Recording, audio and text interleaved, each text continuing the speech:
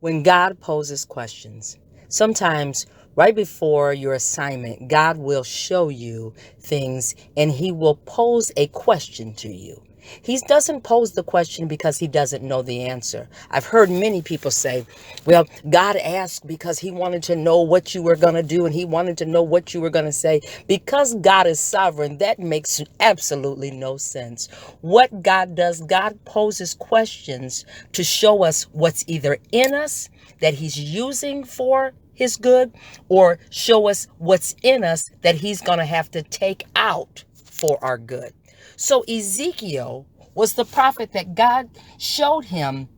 It said, the Spirit took me and the hand of God was upon me. So it took him in a vision. It didn't literally take him there, but the vision. So God is showing us that at times he will speak to us and give us our assignments in visions.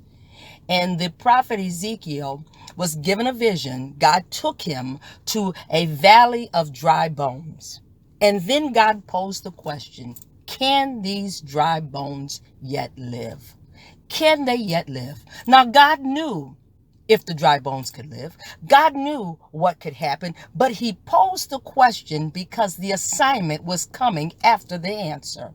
Many of us want God to show us everything, but God does not do that all the time because he has to pose the question to you to prepare you for you to get ready for your assignment. Ezekiel understood then, and he said to God, God, you know. And he said, yes. Now you prophesy to them. You speak to the vision. We have to understand God will question you about your vision, and then he will cause you to speak to the vision. The question comes, and then the conversation must come afterwards. After God has called you to do something, he's going to pose questions to you. He's going to get you to a place where you will understand this is God. He's going to get you to a place of dependency on him, not because you can't do it, but because he's showing you that it will be done, because if I brought you to it, I'm going to make sure that I see you through it. God had to allow the prophet Ezekiel to see the vision, see his assignment, and then he said, now prophesy. And then after he prophesied, he said, now you'll start to see after you speak to the vision, how the vision is going to come to life. It's going to come, but it's going to come after you speak to it. So the two things that we need to learn about being questioned is number one, and then speaking to the assignment is number two. If you ever want your assignment to be fulfilled, you must speak to it. You must cause life to come into your assignment. It is not just going to come by God showing you part of your assignment, but it is going to come by your level of obedience.